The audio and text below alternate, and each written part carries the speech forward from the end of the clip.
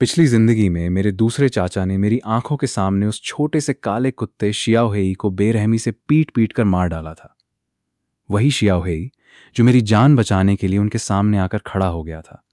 उसकी वो दर्दनाक और निराशा से भरी चीख आज तक मेरे कानों में गूंजती है।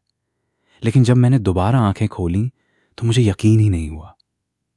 मैं कयामत यानी दुनिया के खत्म होने से पूरे 10 दिन पहले वापस लौट चुका था। सामने शियाओहेई अभी भी अपनी पूंछ हिला रहा था। उसे देखते ही मैंने मन ही मन कसम खाई, इस बार चाहे रास्ते में भगवान आए या शैतान, मैं किसी को नहीं छोड़ूंगा।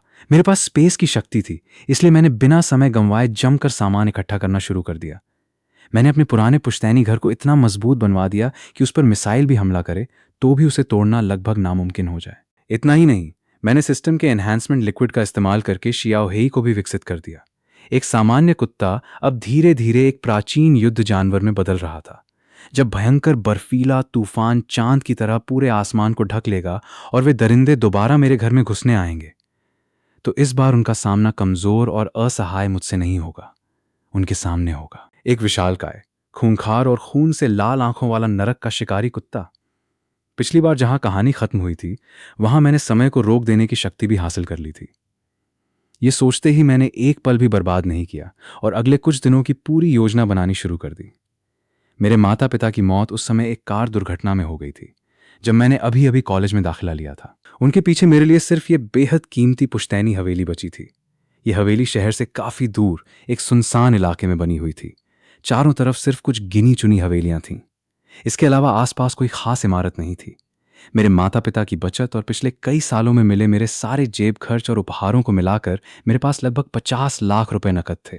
तभी अचानक ठंडी और भावहीन सिस्टम की आवाज मेरे दिमाग में गूंजी। नया मिशन जारी किया जा रहा है। अगले 24 घंटे के अंदर 500 वर्ग मीटर से बड़ा एक स्वतंत्र गोदाम किराए पर लें और कम से कम 20 लाख रुपए के जीवित रहने के सामान की खरीदारी करें। मिशन पूरा होने पर आपको शानदार पुरस्कार दिया जाएगा। आपके डायमेंशनल स्पेस का विस्तार करके उसे 700 वर्ग मीटर कर दिया जाएगा। इसके अतिरिक्त पुश्तैनी हवेली की सभी खिड़कियों को मुफ्त में बुलेट प्रूफ स्तर तक अपग्रेड किया जाएगा। ये सुनते ही मैं खुशी से झूम उठा। कमाल है! अगर सिस्टम मेरी हवेली को मुफ्त में अपग्रेड कर सकता है तो मेरे पास मौजूद सारा पैसा सामान खरीदने में लगाया जा सकता था। इस मिशन को तो हर हाल में पूरा करना ही था। मैंने तुरंत इंटरनेट पर कई प्रॉपर्टी एजेंटों से संपर्क किया। मैंने साफ साफ अपनी जरूरत बता दी। शहर के बाहरी इलाके में जगह चाहिए, आना जाना आसान होना चाहिए, गोदाम कम से कम 500 वर्ग मीटर का होना चाहिए और उसमें अलग बिजली की व्यवस्था के साथ साथ निगरानी के लिए सीसीटीवी सिस्टम भी होना चाहिए। आखिर पैसा बोलता है। महज 2 घंटे के अंदर एक एजेंट मुझे शहर के किनारे बने एक बड़े लॉजिस्टिक्स पार्क में ले गया। वहां मुझे लगभग 800 वर्ग मीटर का एक विशाल गोदाम पसंद आ गया। गोदाम में पहले से सीसीटीवी कैमरे लगे हुए थे और बाकी सुविधाएं भी मौजूद थीं। मैंने बिना ज्यादा सोचे उसे किराए पर ले लिया।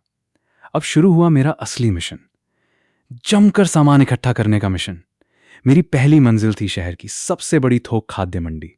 मैं सीधे बड़े बड़े मीट और राशन सप्लायर्स के पास पहुंचा। मैंने खुद को एक बड़े सुपरमार्केट का खरीद प्रबंधक बताया। आखिर बाहर की दुनिया में पहचान कौन चेक करता है? पैसा हो तो पहचान भी खुद बन जाती है। मैंने दुकानदारों से जमकर मोलभाव किया। अच्छी कीमत तय होते ही मैंने उन्हें अपनी पूरी सामान की लिस्ट और गोदाम का पता भेज दिया।